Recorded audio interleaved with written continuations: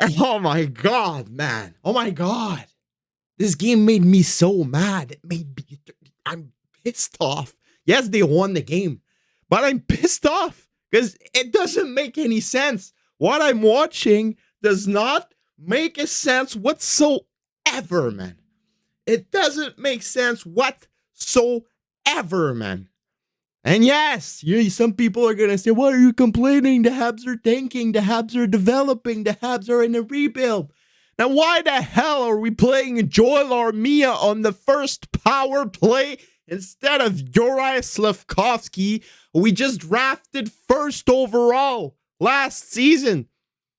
And some people have asked Jeff Gorton and Kent Hughes about the fact that Slafkovsky wasn't sent to the World Juniors, and he said, well, we'd rather develop him in here in Montreal.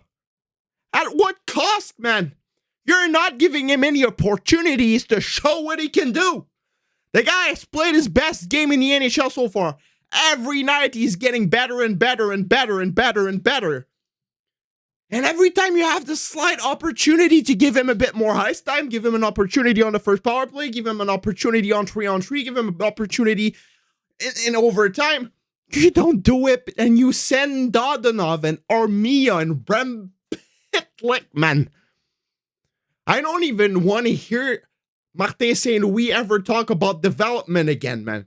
When he makes press con, yeah, we're trying to develop the young guys. You're trying to make the playoffs. Don't lie to me, man. Don't lie to me, Marty.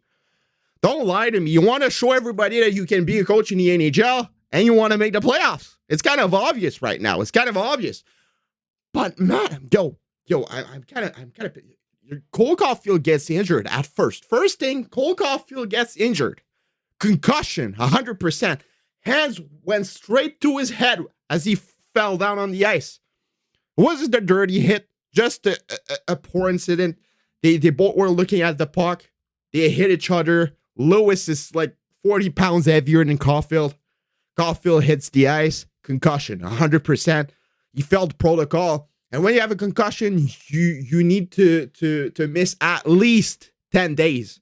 So forget Caulfield for at least the next 10 days. He's not playing this week. He's not playing this week. He's not playing this weekend. So it's going to be hard playing without Cole Caulfield at first. Right after, the Canadiens gets a power play. And I'm just like, all right, Cole Caulfield's not there. It's time. Slafkovsky was running the power play 10 minutes before. He was running the second power play. Was making amazing plays, amazing one-timers, almost scored a goal, almost got an assist. He was absolutely insane. I'm just like, bro, it's time for Slafkovsky to finally be on the first power play. Who do I see on the ice? Who do I see on the ice? Joel Armia, that doesn't even have a freaking goal this season. He has 2 assists, man. 2 assists. Doesn't even have a freaking goal. And he's playing on the power play instead of the fucking first overall pick in the latest NHL entry draft. Is it just me, or doesn't that doesn't make any sense? And then Slafkovsky comes in after better shift, better. He gets better and better and better and better and better and better and better and better. And then at the end of the period, he plays one presence, like 15, 20 seconds at the end of the period with Kirby Dach and Suzuki. And I'm just like, all right. He's finally giving Slafkovsky some good ice time. He's playing a nice game. All right, I forget him for not playing him on the first power play. What does he do after? Puts Mike Hoffman on the first line. Mike Hoffman, who's the reason why Cole Caulfield got injured in the first place. Because Cole Caulfield got injured on the power play. Mike Hoffman made a terrible turnover. Ended up into Caulfield getting hit in the face. Leaving for concussion protocol, failing it, and missing at least 4 or 5 games. Suzuki said it. We were trying to get Caulfield to 50 goals. Now he's missing 5 games. It's going to be harder, man. And then Mike Hoffman gets the promotion. You're making a guy, like one of their best player injured, and you get the promotion. Like, doesn't make sense. I know it's not directly his fault, but when you make a poor decision like that on the power play that ends up into a player of your team getting injured, You don't deserve a promotion on the first line playing with the two best offensive players on the team who are not injured right now. Slafkovsky deserved that spot. And then Slafkovsky, shift after, gets even better. Shift after, gets even better. Shift after, gets even better. Makes an amazing play to Josh Anderson who ties the game. That play was all Slafkovsky. All Slafkovsky. He did everything on that play. Josh Anderson had nothing to do it. By the way, Josh Anderson played an amazing game. Best game of the year for Josh Anderson. If he can play like that every night, he's going to be an amazing player for the team. He's now at 8 goals. That's kind of decent. Getting his value up. Slafkovsky made everything on that play. Hits the guy, gets hit, take the puck back, dangles the guy, passes it. Amazing pass through 3 defenders of the Calgary Flames. Right on Josh Anderson's stick. Deflected it in the net. Amazing play by Slafkovsky. And then after, I'm like, all right. Gets even a better presence after. And then we end up getting in overtime. And I'm just like, all right. I better see Slafkovsky starting the overtime either with Suzuki or with Doc. He doesn't start. I'm like, all right. Suzuki's with Anderson. Slafkovsky might be with Kirby Doc. We never got the opportunity to see who the other lines were.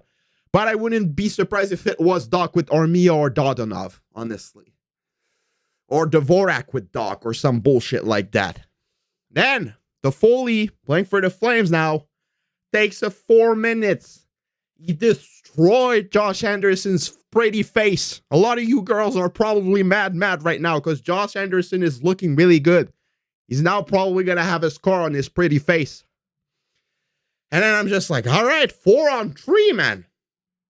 Logically, you go for Hoffman, you go for Doc, you go for Suzuki, and you go for either Goulet or Slafkovsky.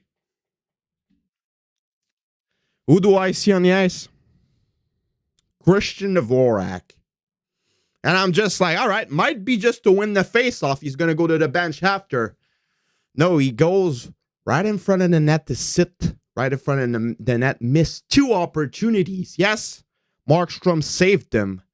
But I'm sure that Slafkovsky would have scored those goals. I'm sorry. Okay? And then 2 minutes after, there's a whistle. I'm just like, all right, they're going to make changes. Slafkovsky's going to be on the ice with Suzuki and Doc. No, we keep the same player. And then with the minute 30 left, the Flames make, they put the puck in the back of the zone. They make some changes. Who do I see? My boy Slafkovsky. And then I'm hyped. I'm like, all right, he's finally playing. And then I see who he's playing with. Joel Armia and Yevgeny Dodonov. Why are they even on the ice? I would have rather see Jake Evans. I would have rather see Jack High with fucking Goulet at the blue line. I would have rather see Chris Weidman, honestly. Because Dodonov can't even make a pass right. Like, I'd legit rather have right now Altier, Shea Weber than Dodonov. And Joel Armia doesn't do nothing. He doesn't even have a goal yet. Missed a lot of opportunities. And after that, I'm like, all right. They're circling the puck pretty good. Might end up into something. Dodonov loses the puck. And then they have to make some changes. They have to get Doc and Suzuki back on the ice. And I'm just like, all right, Armia and Dodonov are going to go back to the bench. Goulet goes back to the bench for Suzuki.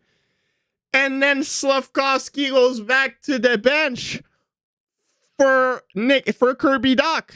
And then it's Kirby Doc, Nick Suzuki, Joel Armia, and Yevgeny Dodonov. So instead of keeping Slafkovsky on the ice to play with Doc and Suzuki, and we saw they called him up through the bench, they were like, Slav, come, Slav, come. Instead of calling Armia or Dodonov, they called up Slafkovsky. And then at the end of the power play, it was Armia who can't fucking score a goal. Yevgeny Dodonov that can't make a pass. He made a pass to Kirby Doc and at the corner of the zone. It was the hardest pass I've ever seen. It looked like me when I misclicked the button on my Xbox and I end up like with my pass button being pressed out and I don't want to pass. And when I make a pass, it's too hard. It looked like that. And then the Canadians did not score. They got like 5, 6. They're like 0-16 in their latest power plays, man. It's not working. It's not working. And they keep on letting Slafkovsky on the second line. They're not giving him any opportunities.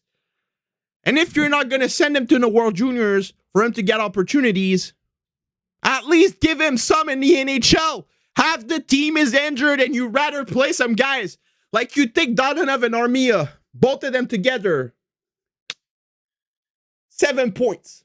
You take Slafkovsky alone, who played more than half his game on the fourth line, 8 minutes a night.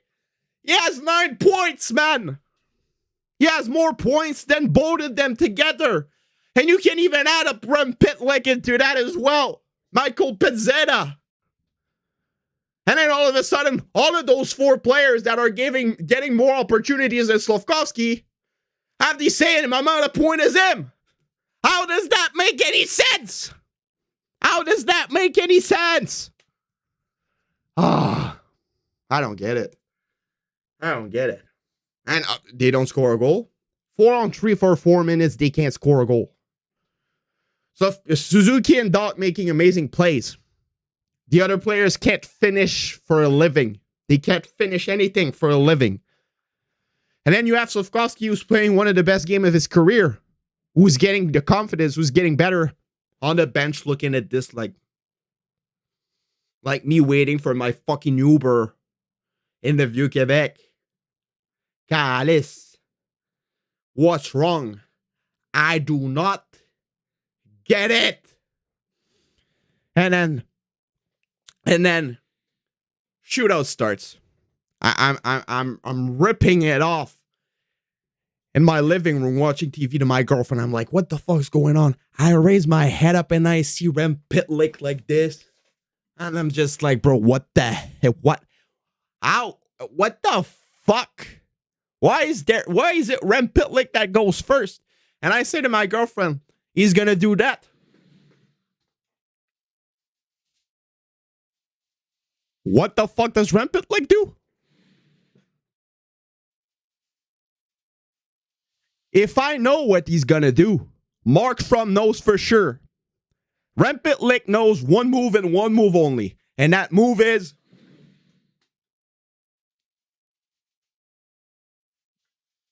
NHL 14 looking ass move. All right. And thank God the Canadiens won the game because I would have been pissed off. And to add up on top of that, let's get back to the Suzuki hit. All right. Kadri pissed off for absolutely no reason. I'll give him a benefit of the doubt. I'd probably be pissed off as well if I got hit like that. But when he's probably going to look at the replay, he's going to be all right. Fair enough. Jacky bumps Kadri into Suzuki. Suzuki's looking down for the puck, raises his head, tries to move, hits Kadri to the head by accident, ends up in the box for 2 minutes for some reasons, for an accidental hit to the head. If that's a 2 minute, Lewis a 2 minute as well. It's kind of the same play. They were both looking at the puck, ran into each other. It's the exact same thing. Lewis did not deserve a penalty on his Caulfield hit. Suzuki did not deserve a penalty on the Kadri hit. And it's another proof of inconsistency coming from the referees. And it's annoying as hell. Annoying as fuck. All right. So that's going to be it for today for me, man. I got really mad. This game pissed me off. Good job by the Canadiens. A lot of players played an amazing game. The Canadiens played an amazing game. But, like, don't ever talk to me about developing if you're going to play some guys that are playing absolutely terrible since the beginning of the season instead of guys who you drafted first overall that's getting more and more confident and that deserves the highest time. I don't get it. Don't ever talk to me about development ever again, man. It's been your boy, Tropical Habs, and I'll see y'all later for another video. Have a nice rest of your day, and bye-bye.